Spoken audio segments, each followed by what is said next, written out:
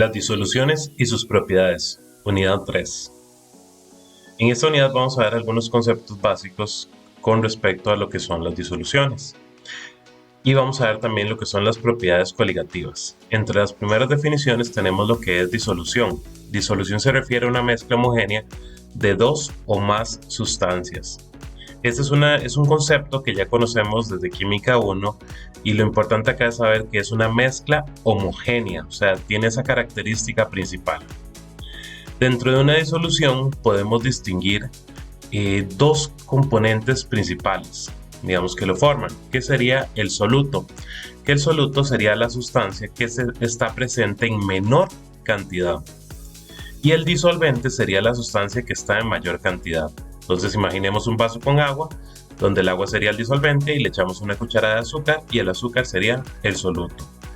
Otro término que se relaciona mucho con las disoluciones es la cristalización, ya que es un proceso por el cual el sólido que tenemos disuelto, o sea el soluto, lo podemos separar de la disolución en forma de cristales. Tenemos varias formas de establecer o clasificar las disoluciones. Una de ellas es la disolución saturada, que va a contener la máxima cantidad de un soluto que se disuelve en un disolvente particular a dicha temperatura. Tenemos una disolución no saturada o insaturada, que contiene menor cantidad de soluto que la que es capaz de disolver. Y la disolución sobresaturada, que va a contener más soluto del que puede hacerse en una disolución saturada. Esas son las tres formas que podemos encontrar una disolución.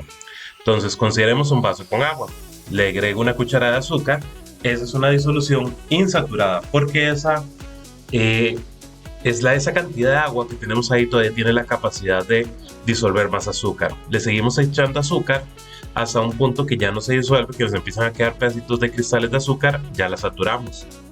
Y si queremos sobresaturarla, ahí lo que tenemos que hacer es llevar a calentamiento lo que es el agua. Empezamos a calentar el agua y eso nos permite ir agregando más y más azúcar hasta saturarla. Y esa sobresaturación que tenemos ahí hace que es una disolución bastante inestable. De hecho, cuando tenemos una disolución sobresaturada, hay un proceso que se le conoce como siembra o inoculación, que es cuando a dicha disolución sobresaturada le agrego un cristal puro y que ese cristal, digamos, me hace una perturbación dentro de dicha disolución y empieza a cristalizar automáticamente toda la disolución que tenemos ahí. También podemos pensar que esto o la utilización de las disoluciones sobresaturadas se utiliza en la producción de azúcar. Tenemos varios tipos de disoluciones, o sea que dependen del estado físico, ya sea del soluto y del disolvente. Entonces podemos tener tanto gaseosas, líquidas o sólidas. Entonces tenemos en la primera columna que sería lo que es el soluto y la segunda sería el disolvente. Entonces si agregamos un gas dentro de un gas, el estado de la disolución es gaseoso. Un ejemplo, el aire. Gas en líquido, el estado sería líquido, como el agua gaseosa, o sea que es dióxido de carbono en agua. Tenemos gas en sólido, que el estado de la disolución sería sólido, hidrógeno en paladio. Líquido en líquido, el estado es líquido, etanol en agua. Sólido en líquido, es líquido, sal en agua. Sólido en sólido, el estado sería sólido, como el latón o la soldadura. Enfoque molecular del proceso de disolución. Como se mencionó en la unidad anterior sobre las diferentes fuerzas intermoleculares, estas toman un rol bastante importante en lo que es la disolución de una sustancia.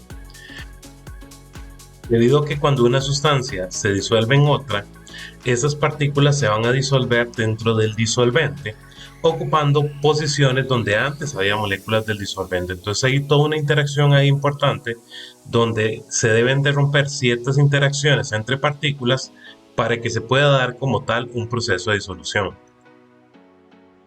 Dichas interacciones mencionadas anteriormente son propiamente la interacción entre las partículas de disolvente-disolvente, la de soluto-soluto y la del disolvente-soluto, o sea, son los tres enfoques principales para que se dé un proceso de disolución. Y se lleva en esas tres etapas, o sea, tenemos una primera etapa donde las partículas del disolvente se separan, una segunda donde las del soluto se separan, y la tercera ya es donde las moléculas del disolvente y del soluto se van a mezclar. Este proceso de disolución es un proceso que puede ser exotérmico o endotérmico, y donde el calor de disolución va a estar dado propiamente por la sumatoria de las entalpías relacionadas a cada uno de los tres procesos que mencionamos anteriormente. Entonces tenemos un caso, por ejemplo, si la atracción del soluto disolvente es mayor que la atracción disolvente-disolvente, que la atracción soluto-soluto, este proceso va a ser favorable, por lo tanto es exotérmico. Si más bien tenemos que la interacción soluto-disolvente es más débil que las interacciones disolvente-disolvente y soluto-soluto, quiere decir que va a ser un proceso endotérmico para que se pueda llevar a cabo dicha disolución. Acá podemos ver este proceso molecular de disolución desde un punto esquemático donde tenemos las partículas de disolvente unidas, luego se separan, tenemos las del soluto también muy unidas, se separan, y luego ya se hace el proceso de mezcla para lograr obtener lo que nosotros necesitamos, que es nuestra disolución. Un término también importante entre todo esto es cuando hablamos, por ejemplo, de dos líquidos. Cuando hablo de dos líquidos que uno es soluble en el otro, se le llama líquidos miscibles. O sea, decir que una sustancia es miscible en otra es que es soluble. Aquí podemos ver algunos ejemplos de alcoholes, como el metanol, el etanol y el 1,2 etilenglicol, que cada uno de ellos es soluble en agua.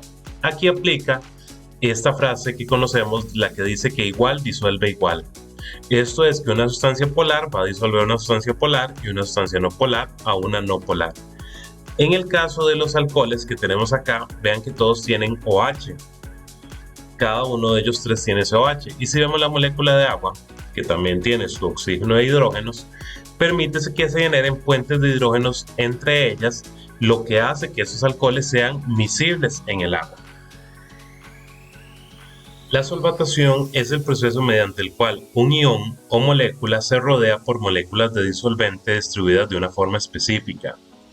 Ese es un fenómeno que podemos ver en el caso de disolver sal en agua, que el sal se va a separar en sus iones. Por ejemplo, sodio, que es positivo, se va rodeado por las moléculas de agua orientadas hacia la parte negativa de dicha molécula. O sea, todo lo negativo se orienta hacia el sodio, que es lo positivo. Lo contrario pasa en el cloruro, que el cloruro, al ser un ion negativo, se va rodeado por los hidrógenos, que sería la parte positiva de la molécula del agua. Es por esto que todo lo que son iones son muy poco solubles en sustancias no polares, debido a que ellos tienen que verse rodeados por la diferencia de cargas. Ese es un proceso general en las disoluciones. Se les va a llamar solvatación. En el caso, cuando se habla del disolvente agua, se les suele llamar hidratación.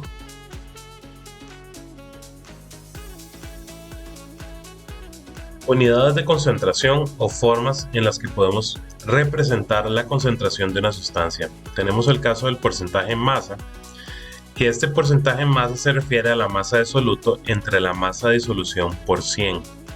Ahí hay que hacer la salvedad de que la masa tiene que estar tanto en gramos como la masa del disolvente, ¿verdad? O sea, tiene que haber una coherencia de unidades.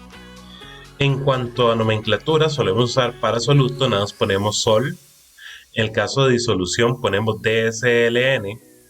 Y esto para separarlo del disolvente, que el disolvente solemos poner disol.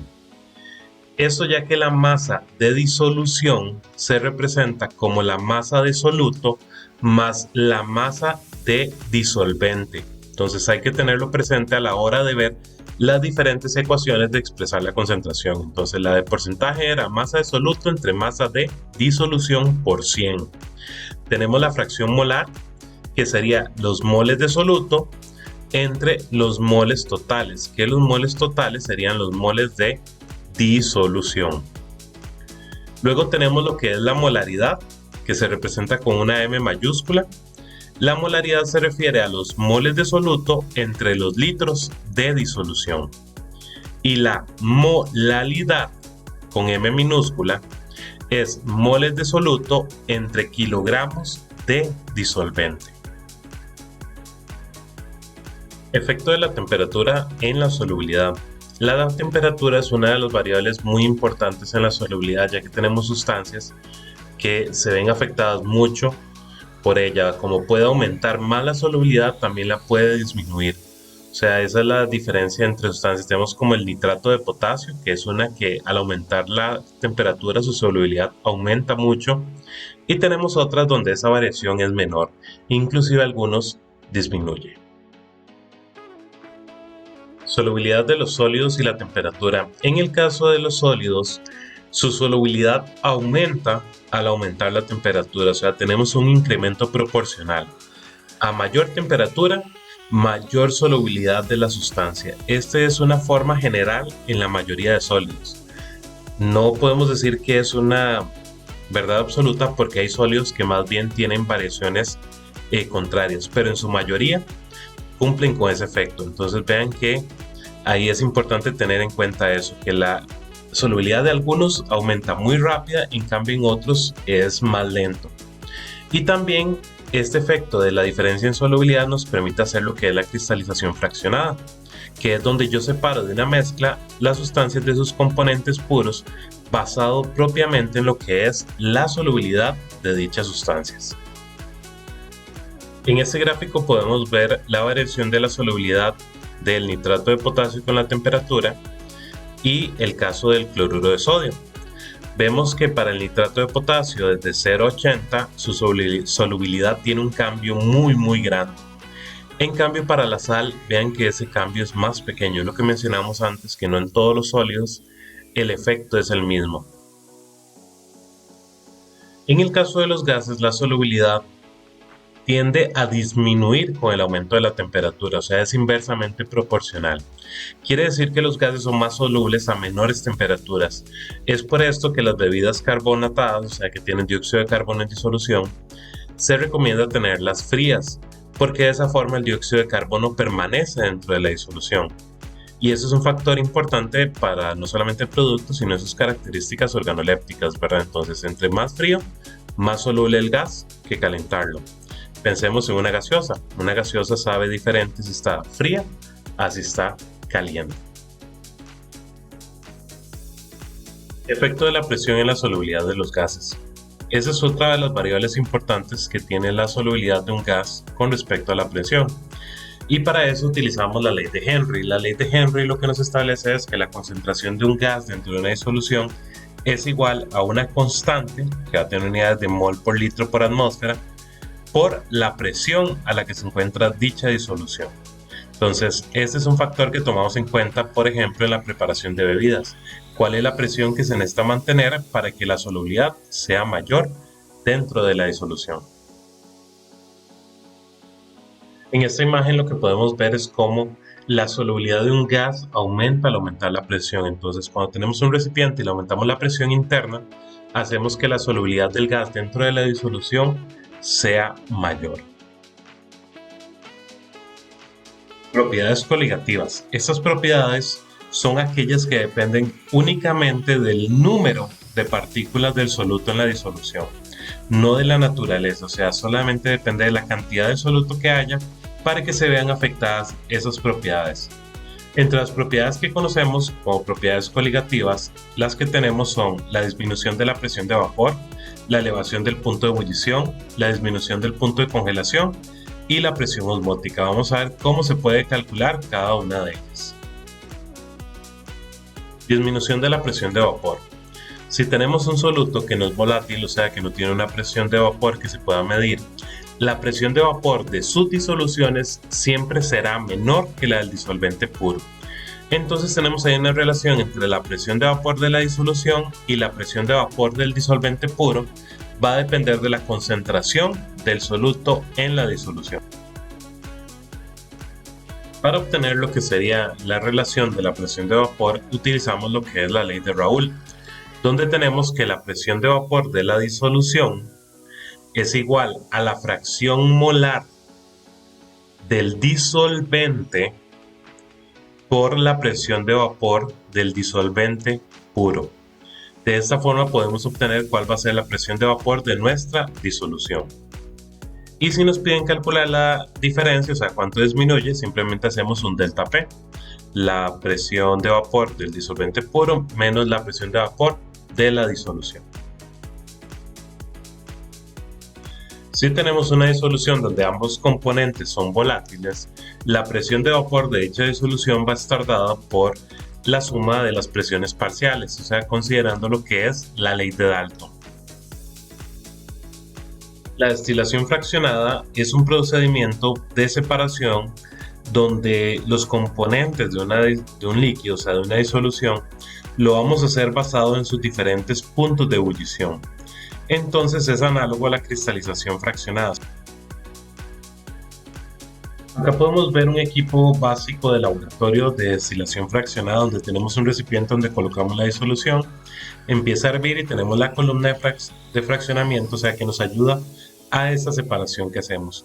De hecho, eso es algo que se utiliza como en la obtención de combustibles, donde el petróleo se calienta y a diferentes alturas de la torre de destilación obtenemos diferentes productos. En la parte de arriba los más livianos, los gases, luego tenemos el búnker, el jet fuel y todos los demás que se obtienen a partir del petróleo. Elevación del punto de ebullición. El punto de ebullición de una disolución es la temperatura a la cual su presión de vapor iguala a la presión atmosférica. Entonces la elevación del punto de ebullición, que sería el delta TV, se define como el punto de ebullición de la disolución menos el punto de ebullición de la disolución pura. Entonces ese delta TV es lo que vamos a conocer como esa elevación. Entonces, a la temperatura que ebulle la disolución menos la temperatura de ebullición del disolvente puro. Además tenemos también que el incremento es proporcional a la concentración en molalidad por una constante molal que es propia del disolvente. Esta constante, que se le va a llamar Kb, tiene unidades de grados Celsius entre molalidad. Disminución del punto de congelación. En este caso, la disminución del punto de congelación, que sería el delta TF, se define como el punto de congelamiento del disolvente puro, que sería TF estándar, menos el punto de congelamiento de la disolución. Entonces, de esa forma podemos obtener lo que es ese cambio de temperatura. También el cambio de la temperatura de fusión lo podemos obtener multiplicando el Kf, que es la constante molal de fusión, por la molalidad de dicha disolución. En este cuadro podemos ver tabulados, según para diferentes disolventes, sus puntos de congelación normal, sus puntos de ebullición y sus constantes molal de ya sea fusión o de ebullición para cada uno de los casos mencionados anteriormente. Ósmosis. La ósmosis se conoce como el paso selectivo de moléculas de disolvente a través de una membrana porosa, desde una disolución diluida hacia una de mayor concentración. Vean que es importante saber que siempre solamente se mueve el disolvente, o sea, dicha membrana no deja pasar las partículas de soluto, o sea, siempre va a ser el disolvente de una disolución diluida a una de mayor concentración. Por lo tanto, los procesos de ósmosis se llevan a través de una membrana semipermeable, que es la que permite el paso de moléculas de disolvente. Podemos recordar lo que se aprendió en biología de lo que es la membrana celular, que es semipermeable y permite esos pasos. La definición como tal de presión osmótica, que se denota con la letra griega pi, es la presión que se requiere para detener la ósmosis y se obtiene multiplicando la molaridad, que va a estar en moles entre litro, por R por la temperatura, donde R es la constante de los gases, la de 0,08206, que va a tener unidades de litro atmósfera entre mol Kelvin, multiplicado por la temperatura en Kelvin. O sea, si hacemos un análisis dimensional, ahí nos damos cuenta que se nos cancelan los moles, los litros y los Kelvin, y la respuesta nos va a quedar en atmósferas, que sería el dato de la presión osmótica. Si tenemos dos disoluciones que tienen la misma concentración osmótica, por lo tanto, se va a decir que son isotónicas. Si por otro lado tenemos dos disoluciones que tienen diferente presión osmótica, vamos a tener que a la disolución de mayor concentración se le va a llamar hipertónica y a la disolución de menor concentración o la más diluida se le va a llamar hipotónica. Todo este fenómeno de la ósmosis es muy poco conocido, pero tiene diferentes utilidades. Por ejemplo, lo que es la deshidratación osmótica de frutas y verduras, que al principio se basa en lo que es la ósmosis utilizando como membrana los tejidos del vegetal o de la fruta. Por ejemplo, si yo agarro un pedazo de manzana o un pedazo de cebolla y los adiciono a disoluciones muy concentradas de azúcar, se va a dar un proceso donde el agua que está dentro de la manzana, ya que es más diluida, ¿verdad?, la disolución, el agua que está dentro de la manzana o cebolla va a salir a la disolución externa, que es la hipertónica. Entonces el proceso que se obtiene es una deshidratación de dicho producto debido a esa diferencia de concentraciones. Tenemos este ejemplo que es el caso de una célula. Si yo tengo una célula en una disolución isotónica, o sea, quiere decir que tiene la misma presión osmótica, quiere decir que la célula no va a presentar variación, o sea, no se va a mover partículas de disolvente en ninguna dirección, ya que tenemos la misma concentración. Luego, si agregamos la célula a una disolución hipotónica, recordemos que hipotónica es donde hay menor concentración externa, entonces al ser la más diluida, la externa, va a hacer que entre partículas de disolvente a la célula y por lo tanto se va a hinchar, o sea, se va a inflar. Y si colocamos finalmente la célula en una disolución que va a ser hipertónica, o sea que la disolución externa es la de mayor concentración, el agua dentro de la célula va a salir, por lo tanto dicha célula se va a encoger. Coloides. Los coloides son una dispersión de partículas de una sustancia que llamaremos fase dispersa en un medio dispersor o fase dispersante. Estas partículas coloidales son mucho más grandes que las de un soluto, digamos, en una disolución, o sea, tienen tamaños mayores y también carecen de la homogeneidad de una disolución. Aquí podemos también hacer la analogía que la fase dispersa sería el soluto y la fase dispersante sería el disolvente. O sea, quiere decir que siempre en un coloide la fase dispersa es la que está en menor cantidad y la dispersante sería la que está en mayor cantidad. Una propiedad o característica que nos permite diferenciar entre una disolución y un coloide es el efecto de Tyndall. El efecto de Tyndall es cuando yo hago pasar un rayo de luz a través de un coloide y que la luz se va a dispersar. O sea, si tenemos, por ejemplo, un beaker con una disolución y yo hago pasar, o sea, el rayo de luz de un foco, por decirlo así, a través de la disolución, el rayo de luz va a pasar totalmente a la disolución. O sea, yo no veo el rayo, pero si tengo una pared en la parte trasera del beaker, voy a ver la luz donde pasó totalmente. O sea, ella pasa sin ningún problema. En el caso de los coloides, si yo hago pasar igual una luz, dicha luz no llega al final. O sea, yo no veo el mismo haz de luz como vi en la disolución. Más bien que la luz se dispersa dentro de toda la disolución. Imaginemos que vamos en la carretera una noche muy clara, o sea, muy despejada. Encendemos la luz y no vemos el rayo de luz, o sea, simplemente vemos ya la luz reflejada en la carretera. Pero si vamos en un día con mucha neblina, más bien al encender las luces, la luz tampoco nos da mucha visibilidad, porque más bien la luz se dispersa en todo el espacio en el que estamos. En los tipos de coloides también tenemos diferentes dependiendo de los estados físicos, ya sea de la fase dispersa o la fase dispersante. Si tenemos una fase dispersa líquida en un gas, se le va a llamar aerosol, como la niebla o la bruma. Si tenemos una fase dispersa sólida en un gas, se le va a llamar aerosol, como el humo.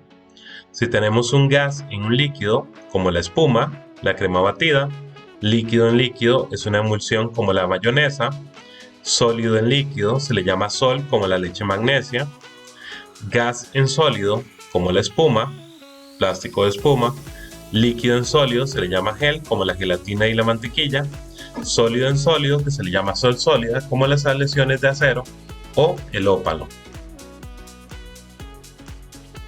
Otro término igual importante hacia los coloides es los coloides hidrofílicos, o sea, filia. Quiere decir que son coloides que tienen afinidad hacia el agua. O sea, esas moléculas de coloides sí pueden interactuar con las moléculas de agua, ya que tienen una afinidad específica como tal. Acá podemos ver el ejemplo de una molécula hidrofílica. Y finalmente tenemos los coloides hidrofóbicos. Como lo dice el nombre, fobia, o sea que no les gusta las partículas de agua. Entonces ellos no van a interaccionar con moléculas de agua debido a esa repulsión que se tiene entre ellas. Y aquí vemos cómo los coloides hidrofóbicos tienen esa repulsión.